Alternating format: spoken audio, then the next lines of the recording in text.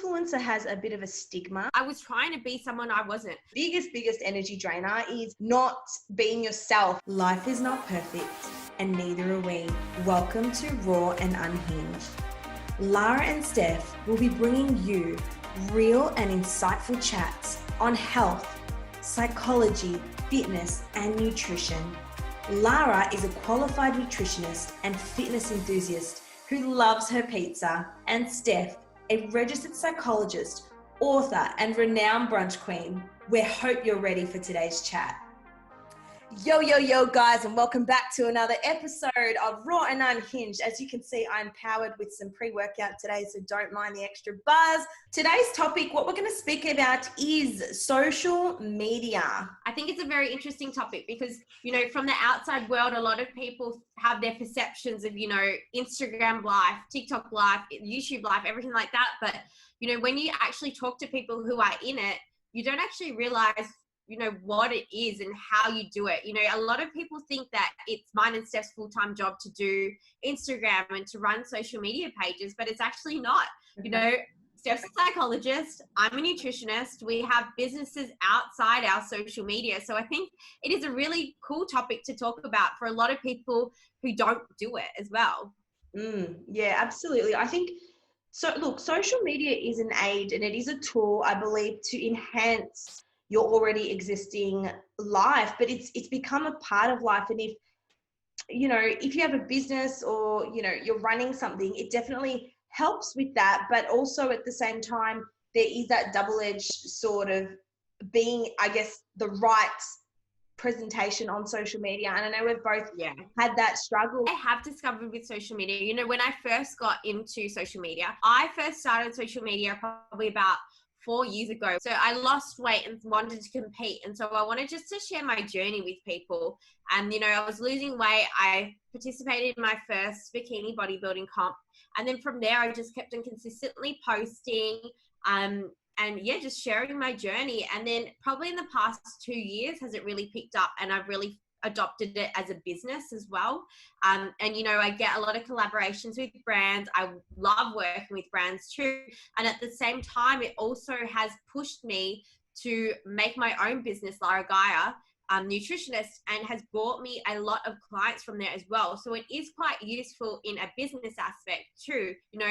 We do make money from social media. We're not going to lie. It is quite a good side hustle as well. I would see people from my high school, I'd run into them, in the neighborhood, and they'd be like, Lara, like, what the hell? Like, I would have never thought that you'd be on Instagram doing all this stuff with Instagram and social media. They're like, you're a little nerd. Not that they said I was overweight, but I was chubby. I was maths captain. I was, studying all the time. I did go out, but I didn't really have a life. And they turn around and be like, oh my God, like, look at you now. Like, they least expected out of me, which is good, I guess.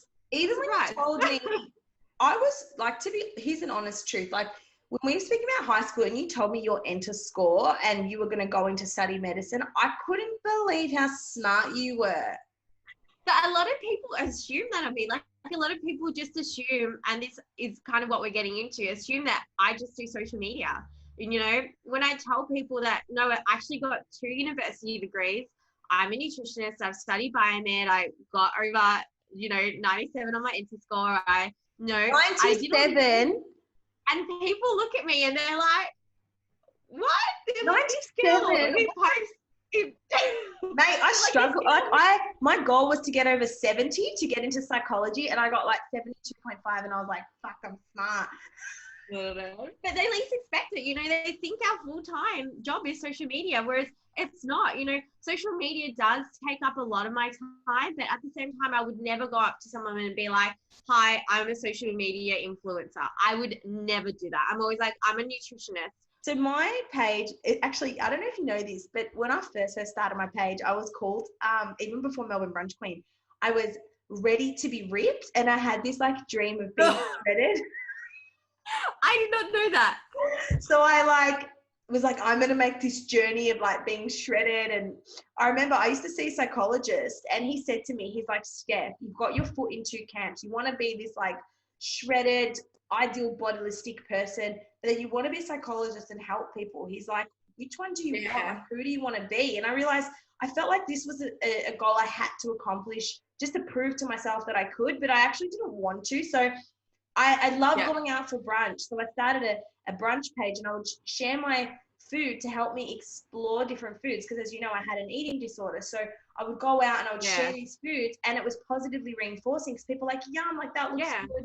That, you know, and I was like, okay, cool. So I became a brunch blogger, if you want to call it. And then like you being more than bikinis, I was more than egg porn. I was more than eggs and salads and food. So I started putting myself on the page, and I always knew I wanted to motivate or inspire people, but I just didn't know like how to reach people. I would do it personally on my personal Facebook, but then random people started adding me and chatting to me, and I always believe like I'll always give people the time of day. Like we were talking yesterday to a friend about high school, and my friend was like, oh, you know, I was like the bitchy person at high school. And I was like, you know what?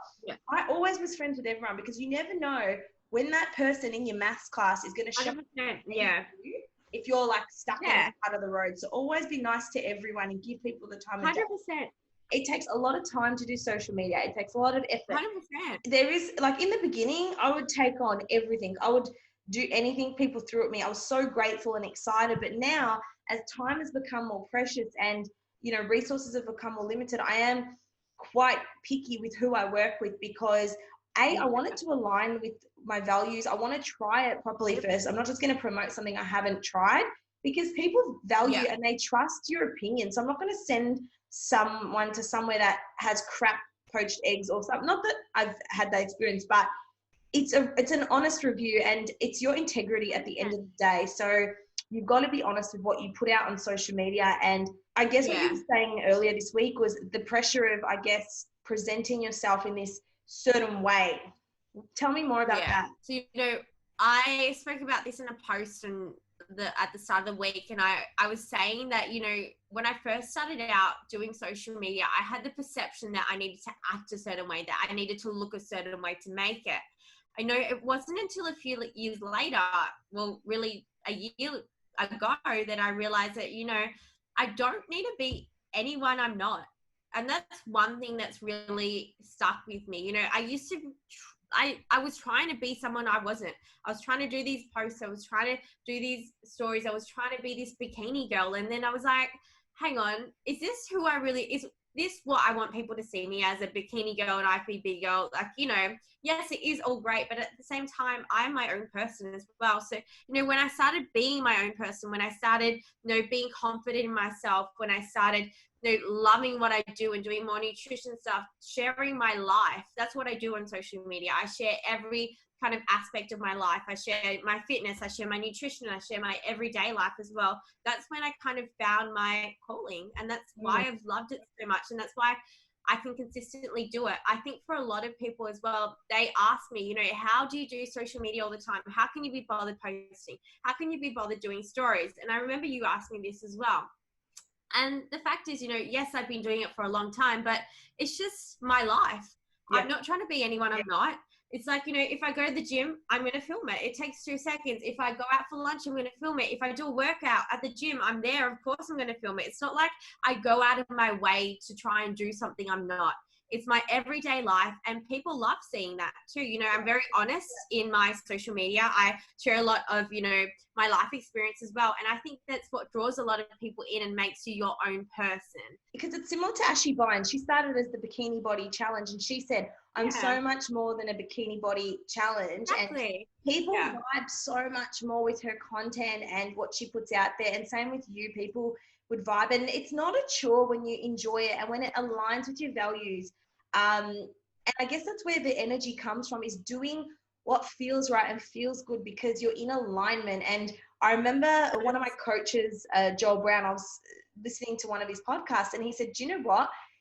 People think the biggest energy drainer is toxic people, but the biggest energy drainer is not being yourself and living to what you 100%. actually want to be, what you want to do. And like, for example, I've just come home from the gym. I'm sweaty. I stink like a teenage boy going through puberty, but like, I'm here because this is me. This is real. I don't have time to shower.